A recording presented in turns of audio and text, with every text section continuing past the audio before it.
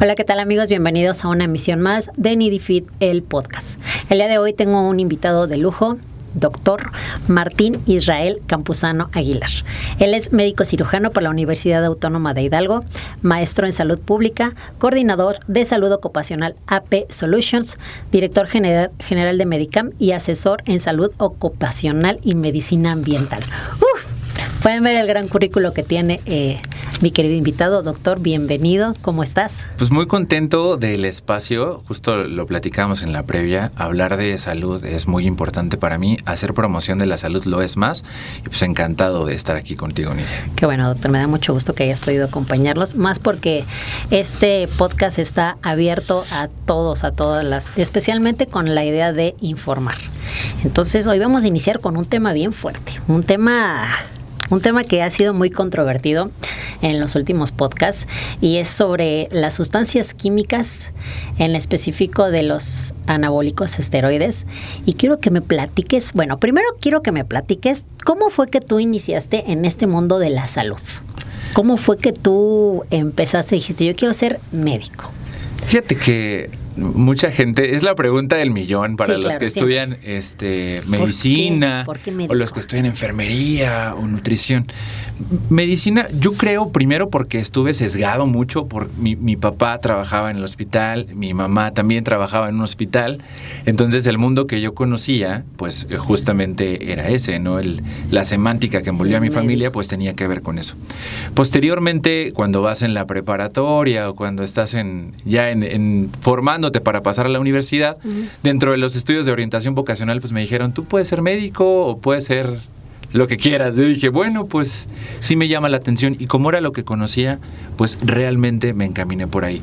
Quisiera decirte algo más romántico, pero de manera objetiva, creo que se involucró mucho el desarrollo familiar que tenía, y después pues ya le agarré un cariño y una pasión a esta profesión médica, puntualmente a la salud pública, que es incidir directamente en la salud de las poblaciones, de las masas. De las masas, sí, es lo que veo, que tú estás en todo ese campo del trabajo, de cuidar los entornos del trabajo y todo. Se leí un poquito y la verdad es que fíjate que nunca había tenido el placer de conocer a un doctor así en eso. Siempre médico cirujano y a lo mejor especialidad en ciertos campos, pero no así de la población.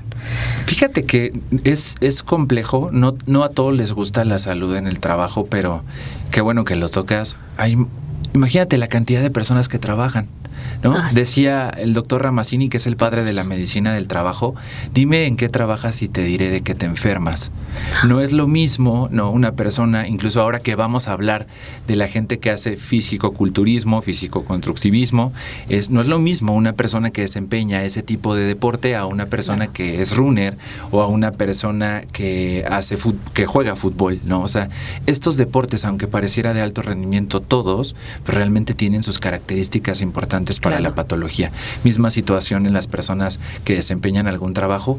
Todos los puestos de trabajo tienen sus patologías asociadas, y entonces eso es lo interesante de esta rama de la medicina. Sí, tienes toda la razón. O sea, las personas que están detrás de un escritorio, las personas que no se conviven con algún tipo de sustancias, el campo es enorme, ¿no? Qué miedo. Sí, imagínate, sí, la gente que, por ejemplo, los veterinarios, podría decirse, oye, pero pues que te muerda un perrito. No, los veterinarios tienen los mayores índices de consumo de sustancias, aún más que los anestesiólogos, porque lo tienen digamos, de mayor acceso para este tipo de fármacos. Entonces, imagínate, o sea, hay cosas que no sabemos relacionadas con las profesiones que son muy, muy importantes. Entonces, respondiendo a las preguntas, eso es lo interesante y lo apasionante de la medicina del trabajo. Y en la parte medioambiental, pues, imagínate, todos estos factores, el ruido, la luz, las vibraciones, los contaminantes que envuelven a la sociedad o el lugar donde vives, también te pueden enfermar e inciden directamente en el proceso de salud de enfermedad de las personas. Ok, fíjate. En el campo, ahorita vamos a hablar obviamente en el campo deportivo, que es donde va dirigida este podcast. Y bueno, nosotros como atletas o como, porque a veces sin ser atletas utilizamos cierto nivel de químicos, y no nada más me refiero a los esteroides, sino también suplementos que a veces ni siquiera sabemos para qué funcionan, pero no los tomamos, ¿no? Entonces yo quisiera saber, doctor, ¿cómo está tu enfoque en el tema del eje hormonal cuando nosotros llegamos a consumir algún tipo de esteroides anabólicos o fármaco. O cualquier tipo de suplemento que se consume dentro de esta disciplina deportiva que practicas y mucha gente a nivel nacional y mundial. Como buen salubrista te voy a hablar de algunas estadísticas antes de empezar con este eje, porque es importante decirte que esto no es nuevo. O sea, los esteroides androgénicos anabólicos se descubrieron desde 1930, ¿no? Se aisló, ¿no? Este tipo de sustancias. Que inicialmente eran para caballos, ¿no? Sí, se utilizaban a nivel animal. Y imagínate, qué bueno que dijiste esto. Hablando históricamente, pues las personas se dieron cuenta en la observación, ¿no? Consumían incluso los testículos de ciertos. Primero, fíjate, los chinos en Oriente Medio o en Oriente consumían cierto tipo de alimentos considerando que eso aumentaba la fuerza.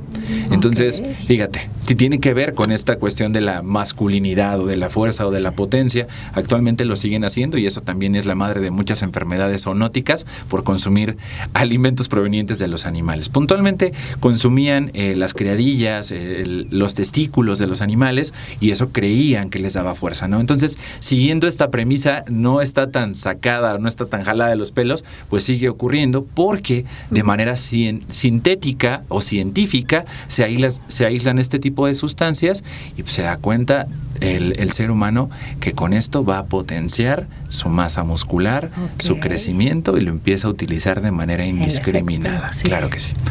Entonces, hablar del eje hipotálamo hipófisis gonadal o al revés es un ciclo, no es lineal, ¿no?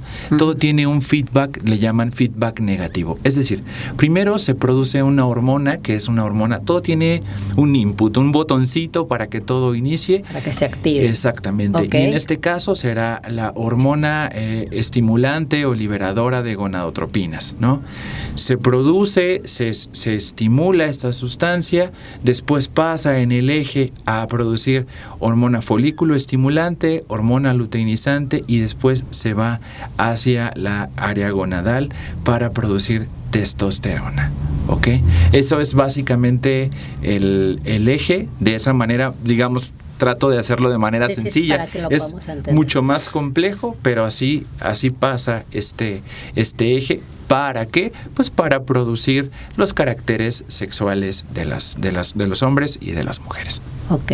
En este caso hablamos de que los esteroides anabólicos, lo volvemos a repetir una vez más, es testosterona sintética. Claro. Justo, mira, yo lo que veo con algunos pacientes que practican estos deportes de alto rendimiento, yo respeto mucho, para decirlo también en este espacio, porque me parece que tienen una rutina, una fortaleza, una voluntad impresionante. No cualquiera practica ese deporte. Pero bueno, a veces ya no da para más. El cuerpo tiene una memoria muscular. ¿Ok?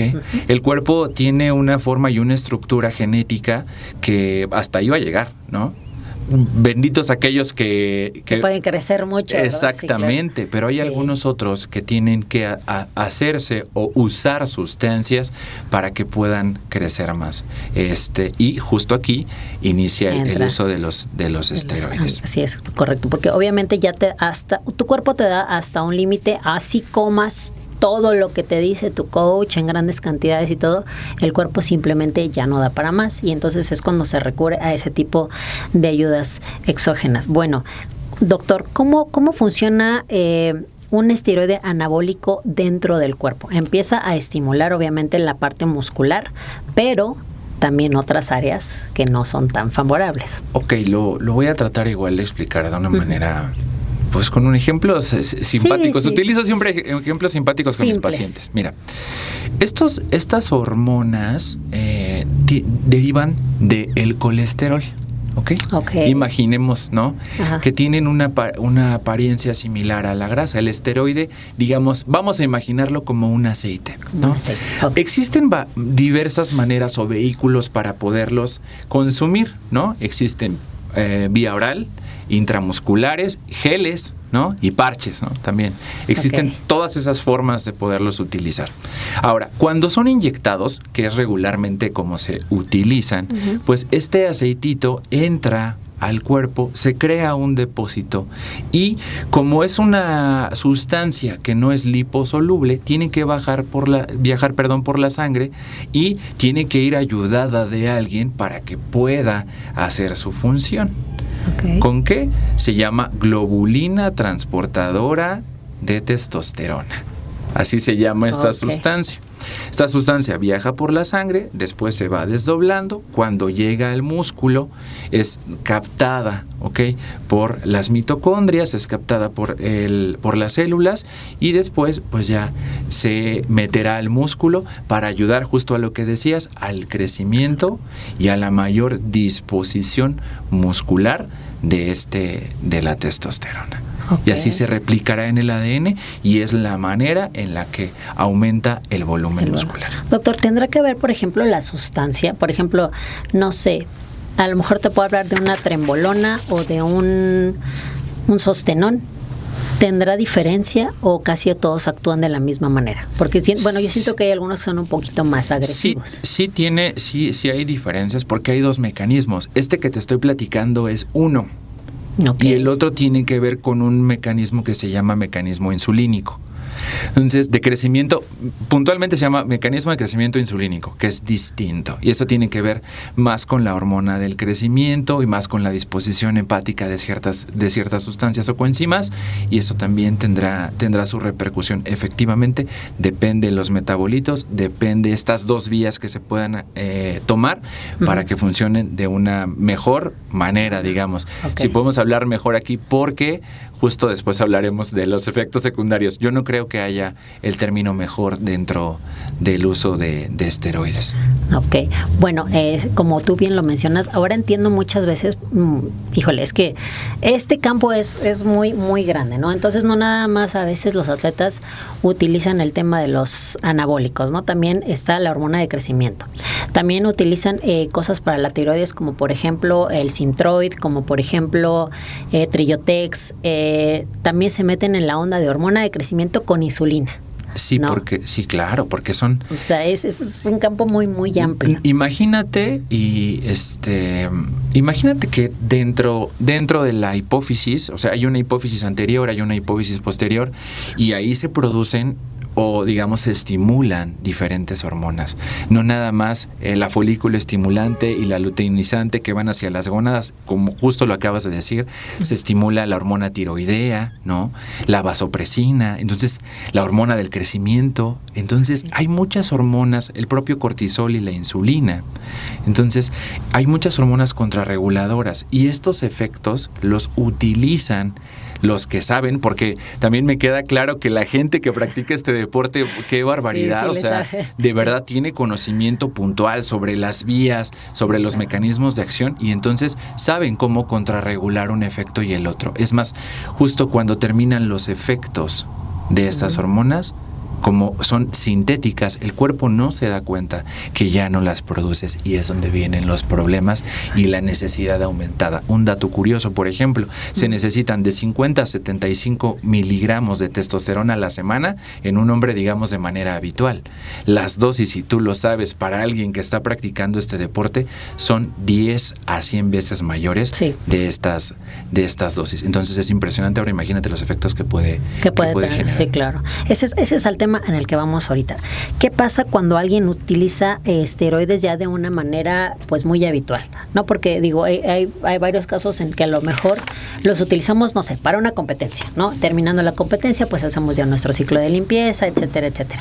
Pero ya para las personas, como dices tú, que lo utilizan ya de manera muy regular o que a lo mejor no tienen descansos, porque yo conozco pues varias personas o casos de personas en los que ya por sí dejan de producir testosterona de manera natural, ¿no? Y las mujeres, pues el cambio de voz y bueno, todo eso pasa. Pero bueno, hace ratito te comentaba en la intro que alguna vez, aquí acuérdense que es el Fitness Sin Tabú, alguna vez yo tuve algún tema en con las glándulas en mi eje hormonal, en el que me hizo subir muchísimo de peso, en el que mi prolactina estaba súper elevada y entonces no había poder humano que me pudiera hacer bajar de peso. Así yo hiciera dieta, hiciera cardio, la ansiedad era tremenda. Entonces hasta que me doy cuenta, yo dije, no, pues ya me limpié el hígado, ya me limpié los riñones, ¿no?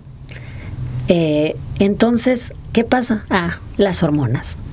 Y es algo que muchos de nosotros lo dejamos pasar y no vemos lo importante que puede ser a lo mejor afectar la tiroides, ¿no? Fíjate que justo este espacio que igual me parece formidable lo que estás diciendo, siendo alguien que lo vivió, sí, lo viví, que lo practicó, que lo sufrió, ¿no? O sea, en carne propia. Mira, aquí el comentario puntual es que justo te decía, en esta hipófisis anterior y posterior hay muchas hormonas y entonces, o muchos mecanismos, ¿no? Digamos, de regulación neuroendocrina. Okay. Entonces, pues, obviamente le vas a pegar a todo. A nivel cognitivo, fíjate que el uso y abuso de esteroides te puede dar psicosis, alucinaciones, ¿no? Trastornos del comportamiento, ¿no? Las personas que están habituadas en este mundo pues, se ponen más agresivas porque al final de cuentas al inicio, ¿no? Debes de tener pues muy muy buen control de tus emociones. Es un mito de que se ponen más agresivas, ¿sí es real? Es real, claro. Okay. Claro. Aumenta tu testosterona. La testosterona en los hombres tiene un sentido también evolutivo. ¿Okay? De crecimiento, tiene un sentido también de lucha, huida, respuesta, ¿no? O sea, tiene sus características. Ahora imagínate que tú metes, ya lo hablaba, 10 veces, 100 veces más las cantidades de hormona, pues imagínate cómo te pones. Claro, o sea, sí te pones agresivo y también puedes desregular. ¿Cuál es el mecanismo natural? Yo te decía que es un feedback negativo, es decir, de manera natural tú produces la hormona, dices que ya pasó digamos, ya pasó su pico, no hay hormona, entonces se tiene que producir nuevamente en niveles normales, pero tu cuerpo jamás se va a dar cuenta que ya no la tiene porque de manera artificial está ingresando hacia tu cuerpo. Entonces esto genera los mecanismos de desregulación. Entonces puede haber efectos a nivel cerebral, a nivel hepático, a nivel renal, a nivel cardiovascular, es decir, a nivel tiroideo. Todas las glándulas se van a ver afectadas. La respuesta es sí. ¿Algún daño que ya no tenga como solución? Pues que tú sepas que digas, híjole, sí ya no hay para atrás. Pues en las mujeres el más frecuente y ya una vez instaurado es muy complicado que regrese es los efectos en la voz. Okay. Por ejemplo, ¿no? Está totalmente documentado. Hay algunos cambios, también depende de la dosis respuesta y la cantidad o la dosis efecto, ¿no? Es terapia o veneno, esa respuesta. No es lo mismo que te pongas, no sé, 5 ciclos, 10 ciclos, que lo utilices de manera habitual, a que hayas utilizado un ciclo, ¿no? Okay, sí, claro. También es una realidad. Claro, sí, ¿okay? sí. Pero sí, hablando de los efectos, el más común podría ser el efecto de la voz y los daños. O el ¿y en daño. hombres, la ginecomastia? La ginecomastia, justo por esto. Fíjate, hay un proceso que se llama aromatización. Ajá. ¿Ok? La ginecomastia se da por un proceso o un fenómeno de aromatización. ¿Qué significa? Entonces, ¿qué significa a grandes rasgos? Que estas hormonas, ¿no? Que son luteinizante y folículo estimulante, por alguna razón, ¿ok? Se acerca a algunas enzimas, a algunos mecanismos neuroendocrinos y hace un fenómeno contrario. Ok, muy bien. Con el estradiol puntualmente, y ahí aumenta el tejido mamario en los hombres. Qué contradicción, ¿no? O sea, estás metiendo testosterona para, no sé, virilizarte y volverte más fuerte, pero al final de cuentas tienes un crecimiento mamario, ¿no? Sí, o sea, sí, justo. Y también puede cambiar la voz y también hay fenómenos también como la calvicie, ¿no? Sí. Estás metiendo testosterona y las personas que tienen calvicie de manera natural, se descompone esta testosterona o forma un metabolito que se llama dehidrotestosterona y también es frecuente en los hombres que los utilizan que puedan llegar a tener calvicie. Okay. Y los granitos, ¿no? El acné, muchísimo eso en la espalda y todo el pecho. Es justo. Es muy característico ese tipo de acné. Es como de los efectos más frecuentes y más notorios. Obviamente también tienen que ver con esa respuesta del cuerpo con a eso de que ya se te pasó la mano, ¿no? Claro.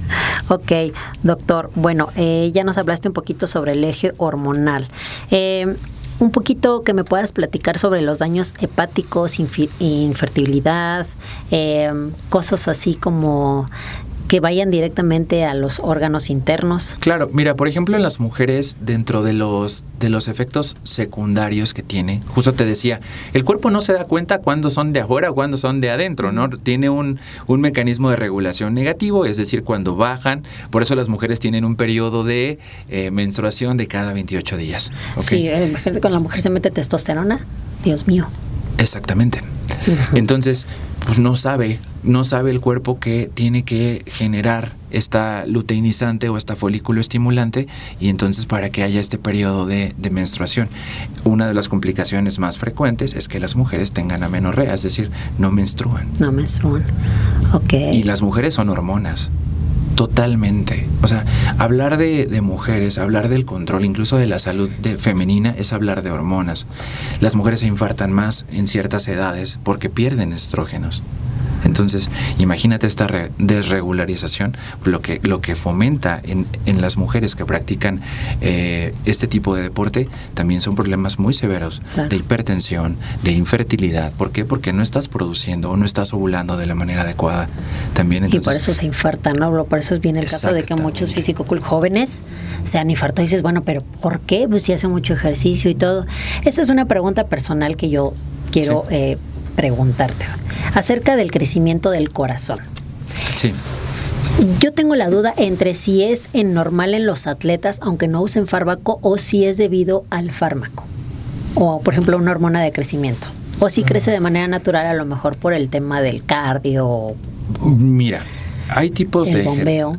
Hay varios tipos de ejercicio. Regularmente, y yo lo digo, el corazón es un músculo, ¿no? Al final de cuentas, tú utilizas mucho un músculo, pues obviamente, ¿qué pasa? Ustedes lo saben, va a crecer, claro, ¿no? Okay. Es muy común en los deportistas que hacen ejercicios cardiovasculares. El de ustedes tiene otras características, ¿ok? Sí hacen cardio, pero no lo hacen tanto, porque incluso saben que si hacen cardio, van a perder esa masa muscular que ustedes, pero supervaloran, ¿no?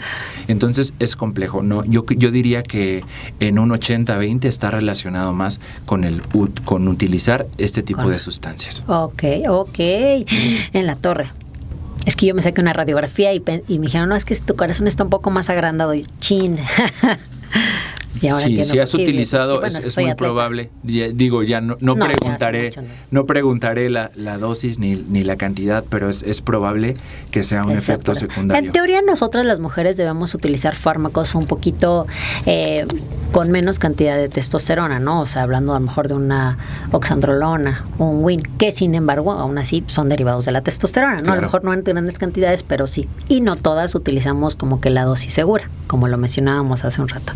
Bueno, Doc, dándole un giro a esto, quiero que me platiques un poquito más sobre la salud pública salud pública y ocupacional en jóvenes y trabajadores. Eso me llamó mucho la atención. Sí. Por ejemplo, lo que decías sobre los tipos de trabajo que tienes. Nosotros, los que nos dedicamos, por ejemplo, a entrenar gente, que nos dedicamos pues realmente casi todo el tiempo a estar entrenando nosotros, entrenando gente y todo, ¿cuáles son los riesgos que conlleva este tipo de trabajo para nosotros? Sin duda, yo hablaría de la gente que trabaja en el entrenamiento de fuerza, las malas prácticas, ¿no? O los trastornos musculoesqueléticos. Es decir, hay algunas personas que dominan el deporte como tal, que dominan el utilizar los aparatos, pero sin duda también hay personas que lo hacen a veces de una manera inadecuada y se pueden llegar a lesionar, o que por estas ganas, ¿no? de tener mayor volumen sobrecargan también sus cuerpos, y eso sin duda genera trastornos musculoesqueléticos a nivel de las articulaciones de tobillo, de las articulaciones de rodilla, de hombro, escápula, también a nivel de codo y manos, ¿no? Entonces tienen bastantes problemas, y también yo diría que se enferman del riñón. Ok, sí, claro. Bueno, sí, yo no conozco a una persona que entrene que no haya tenido alguna lesión importante, que incluso haya dejado de entrenar, no sé, a lo mejor una semana o todo. ¿Será que es cierto que en el posciclo se recupera todo? ¿Podremos volver a recuperar nuestro eje?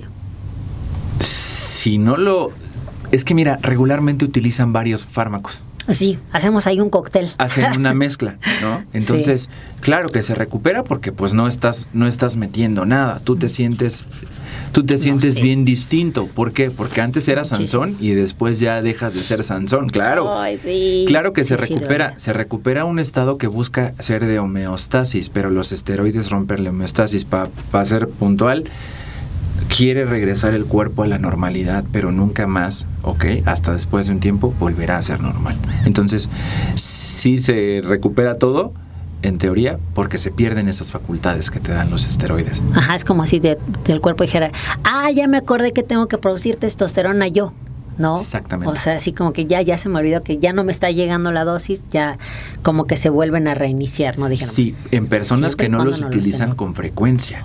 Porque si no, hay esas personas que se dan cuenta que no se recuperan, o incluso se hacen laboratorios y se dan cuenta que no, nomás después de un tiempo no, vuelven a reactivar el ciclo.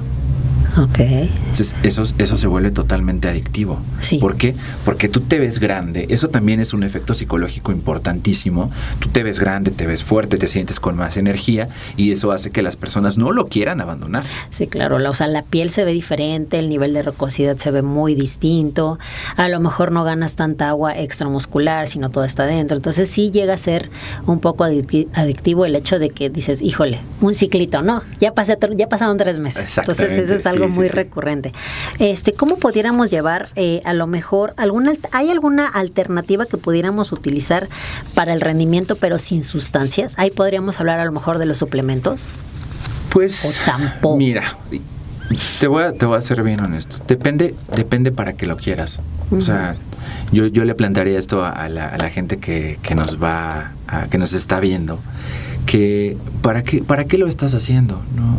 El por qué haces lo que haces sería importante de preguntarles. O sea, ¿vale la pena? Exacto. No, si vas a utilizar alguna sustancia, ¿realmente vale la pena que tú mermes algún tipo, yo diría, años de vida perdidos por eso? A lo mejor sí. A lo mejor dices, no, sí, tengo que lograrlo y me voy a ayudar de estas sustancias. Primero vale la pena. Y después, ¿existen sustancias? Claro. ¿Cuáles? Las naturales. Lo que es de manera normal, ¿no? Sí, claro. Claro que sí. Tú te acercas con un buen nutriólogo y te puede decir, ¿sabes qué? Cómete esto sin el uso a lo mejor de nada, ¿no? Claro. Pero tiene la gente muy arraigada a la idea de, es que necesito que tú me des lo que te estás tomando para yo verme así. Justo. Dieta y ejercicio. No, es que dame lo que te estás tomando. Dieta y ejercicio, te lo prometo, ¿no? O sea, sí llega un punto en el que pues ya te vuelves más centrado y dices, no vale tanto la pena. Es lo que te digo, ¿no? Hay que preguntarnos el por qué. Porque justo este tipo de fármacos, este tipo de sustancias, se empezó a utilizar para esas personas que necesitaban una ganancia, una recuperación más óptima, ¿no? Por ahí leía yo en un texto algo que me pareció muy interesante. Uh-huh. No es lo mismo que hagas la casa con un albañil, ¿no? Y que se recupere a los 3 días, a que la hagas con la fuerza de 10 albañiles y te recuperes al día, ¿sabes? Sí, es más o menos, digamos, sí, un ejemplo del utilizar este tipo de sustancias, pero lo normal es que suceda de esa manera. Ok, muy bien, doctor.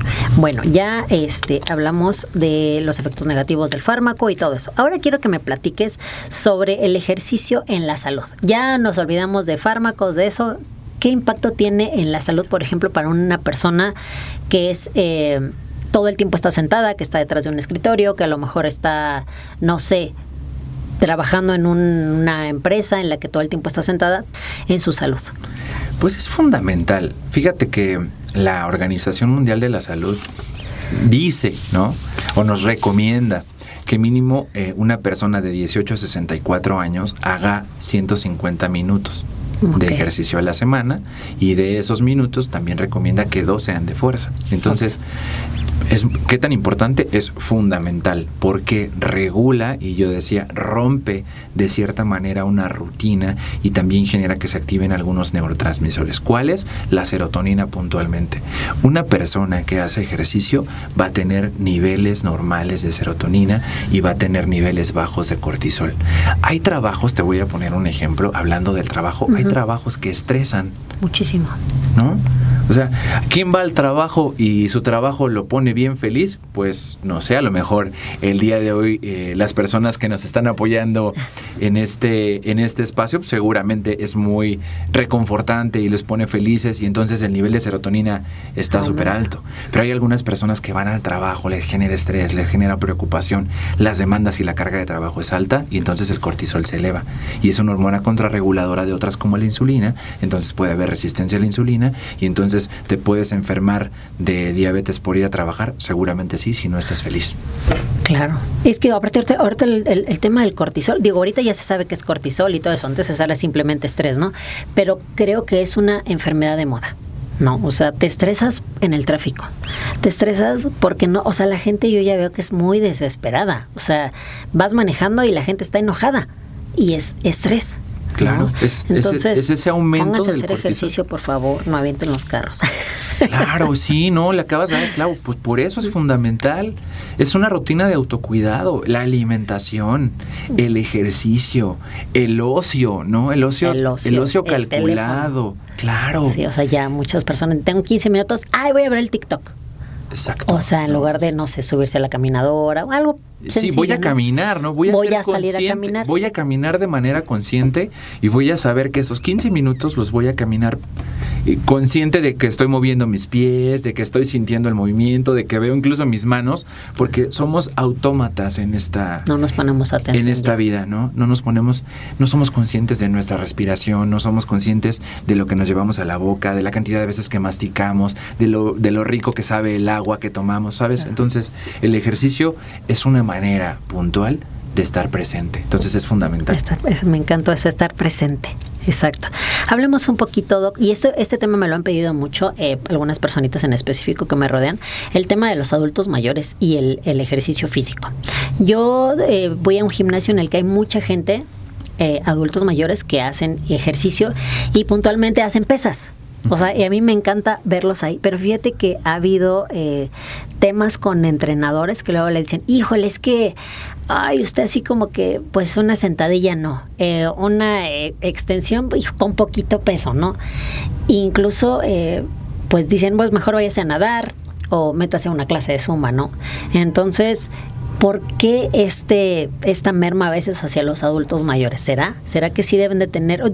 Me queda claro que deben de tener más cuidado, pero tanto como para no practicar fuerza? No, de hecho la fuerza, como te lo decía y lo dice la OMS, es fundamental, ¿no? Hasta los 64 años te dice 2 días de tu vida los tienes que dedicar a la fuerza. A la fuerza. Después de los 64 años, o sea, de los 65 para arriba, pues sí está indicado, pero pues hay que hacerles algunos estudios. Hay que ver cómo está su densitometría ósea, cómo están algunas cuestiones articulares, y pues para eso también el deporte se agarra de diversos especialistas como es el nutricionista, el gerontólogo, el geriatra y también el traumatólogo. Hay muy buenos aquí dentro del estado, dentro de la zona capitalina de Hidalgo. Uh-huh. Entonces podríamos enviar a nuestros pacientes, a nuestros alumnos, ¿no? en el gimnasio, a nuestro personal, para que le hicieran una evaluación y sin problema. Si cumple los criterios, claro que sí, está indicado. Siempre también el ejercicio se dosifica, ¿no? Entonces, incluso yo creo que es tema de otro capítulo, uh-huh, el hablar con algún médico deportivo de esta dosificación del ejercicio en los adultos mayores, que es un tema muy amplio también. Sí, obviamente sí tienes que tener más cuidado con ellos, pero pues no tanto decir no venga al gimnasio. No, claro, es fundamental. Que bueno, con mayor razón. Muchas gracias por venir. Estamos encantados de que venga y hay que mandarlo. Yo he visto a mucha gente que, o sea, de verdad, personas adultas mayores de unos 70 años, 72, que hacen ejercicio, pero como un chavito de 20, o sea, incluso hasta tiene buenas cargas, digo, no así tan exageradas, pero carga muy buen peso y ve su tema, pues así su complexión muscular y mira, 10 de 10, o sea, ni les digo, pásame su rutina, señor. Sí, no, y de hecho, tú sabes, y para que lo sepa tu audiencia, el músculo, no, este músculo es un factor protector cardiovascular, es un factor protector cognitivo, es un factor protector también a nivel metabólico. Es decir, vamos a ser mejores ancianos, vamos a ser mejores personas de la tercera edad si tenemos músculo. Entonces, sí hay que desarrollar. Sí, yo he visto muchas personas que el músculo les salva la vida. Luego a veces, Claro. incluso en enfermedades o algún accidente, tu músculo te salvó la vida, ¿no? Entonces, yo quisiera que me platicaras un poquito, doctor. Tú asistes a empresas a hablar sobre la salud poblacional. ¿Me podrías compartir alguna experiencia que hayas tenido, no sé, en relación a un tema simple en alguna oficina o algo? ¿Cómo tú fomentas la salud en ese tipo de lugares en los que pues todo el tiempo están encerrados? Híjole, pues hay varias, ¿no? O sea, fíjate que, por ejemplo, en alguna empresa de la región del estado, planteamos el hecho de tener un gimnasio dentro de la organización. En la salud pública se dice que las estrategias que surgen del pueblo son las que van a tener una buena aceptación y van a generar impacto real. Lo interesante fue que se rehabilitó un espacio, se le comunicó a los empleados y entonces ellos donaron, incluso se construyó ahí mismo toda la aparatología del gimnasio. Entonces tienen una caja, un box donde pueden hacer barras y también pueden poner su costal, y entonces alguien donó una bicicleta fija y entonces empezó a armar y no sabrás. Entonces, esto a mí me parece muy importante porque una estrategia de integración social también derivó en una estrategia de bienestar físico. Entonces, eso para mí fue fundamental y creo que debería de replicarse en cada una de las empresas para que esto también se vuelva un aliciente, porque forma parte del bienestar corporativo. Claro, sí, imagínate, estaría padrísimo. Yo, bueno, por ejemplo, muchos de aquí saben que soy maestra y estaría padrísimo que en mi escuela pusieran un mini gimnasio, ¿no? Incluso también para los niños. Ahora imagínate, claro. Porque pues nada más los dejan así como que al aire libre, pues sí necesitan como cositas que hacer, como en los kinders, que todavía utilizan esos jueguitos para moverse. Estos modelos americanos, por ejemplo, donde hay un gimnasio en las escuelas, pues son fundamentales que se desarrollen en México. Estaría bien padre que todas las escuelas tuvieran justo estos aparatos, ¿cómo se puede decir? Estas herramientas para desarrollar el ejercicio, y también que existan personal o profesionistas preparados, porque no cualquiera puede enseñarte acerca del deporte. Del deporte, ok. Doc, un bloque dinámico. A ver, platícame. Ya me dijiste que fue muy sesgado por tu familia el que tú eligieras ser médico. Claro. Si no hubieras sido médico, ¿alguna vez has pensado en alguna otra profesión que te hubiera gustado? Sí, me encanta hacer de todo. La verdad es que me gusta mucho la comunicación. Probablemente hubiera estudiado locución. Comunicólogo. Sí, hubiera estudiado comunicación, locución. Me gusta mucho escribir. Quizás hubiera sido, no sé, filosofía y letras. Me gusta mucho la arqueología. Yo soy de Tula, entonces mi infancia la pasé mucho ahí metido en la zona arqueológica. Entonces probablemente eso. Pero ya me di cuenta que a ti se te da mucho eso de como que de transmitir conocimiento, ¿eh? Hubiera sido un muy buen comunicólogo también. Muchas gracias. Ok, doctor, ¿un hábito saludable que practiques a diario tú? Pues procuro no... Hay muchas formas en las que me cuido, pero procuro no pasarme mis alimentos, ¿no? O sea, aunque tenga mucha consulta o que tenga mucho trabajo, pues sí me hago el espacio de manera consciente para comer. Eso me encanta, y sabes que se nota mucho en tu físico, con todo respeto te lo digo. Muchas gracias. O sea, te ves muy bien, o sea, una persona que se cuida, se nota. Un libro que deberíamos de leer todos. Híjole, pues muchos. La verdad es que yo creo que todos deberíamos de leer muchos libros. El que sea, pero lean, por favor. El que sea, el que les llame la atención, el que tengan en su casa, ¿no? El que donde sea, pero lean. Uno que les recomiendo mucho, me gusta mucho José Emilio Pacheco. Me gusta mucho Las batallas en el desierto, La cabeza de la hidra. Me gusta mucho José Saramago, ¿no? No sé, cualquier libro, pero que realmente lo lean. Sí, es algo fundamental para ¿Comida todos. favorita? Híjole, los mariscos. ¿Los mariscos? Sí. Ok. Sí. De a mí, por 2. Bueno, a mí los tacos y los mariscos me encantan. Doctor, algunos tips que nos puedas dar, por ejemplo, para bajar el cortisol, que es la enfermedad ahorita como de moda, porque yo he visto que el cortisol, aparte de que desencadena el mal humor y todo esto, me he dado cuenta que da, o no sé si esté yo mal, pero problemas intestinales. Mira. No sé si sea porque todo así como que apretamos, como que todo se nos va al estómago, y eso me hicieron mucho esa pregunta. Claro, mira, El segundo cerebro, yo diría que el primero está en los intestinos. Por eso dicen que sentimos con las tripas. Ajá, o sea, cuando te enojas... Uy. Claro, la emoción está aquí, Sí. ¿no? ¿Por qué? Porque el lugar donde hay mayor neurotransmisión de serotonina es en la pancita. Ujú. Entonces, primero que nada, yo diría relájense, ¿no? Ok. Y hagan ejercicio, coman bien y duerman. Cosas bien fundamentales, respiren. La gente, y parece tonto y modo de mentira, pero la gente ya no respira. ¿Sabes? Abre la boca, no sé, no siente el aire, ¿no? Entonces yo diría, duerman bien, coman bien, hagan ejercicio y respiren. Son cosas fundamentales que no cuestan absolutamente nada. Y ya casi nadie lo hace, o sea, realmente ya, o sea, lo hacemos todo en modo automático. O sea, comemos porque tenemos que comer en algún punto de nuestro día, ¿no? Sí. Pero como dices tú, ya no se toman ese tiempo para decir, me toca mi desayuno, me toca mi comida, me voy a comer una colación y voy a respetar mis horarios, ¿no? Por mucha agenda de trabajo que tengas apretada, creo que primero deberíamos de ser nosotros como... Sí, estar presentes y dejar un poquito de vivir a través de una pantalla. Yo diría también que eso es fundamental. Ok. ¿Alguna recomendación que le pudieras dar a los doctores que quieren ser como tú, que quieren inclinarse a ese camino de la salud pública?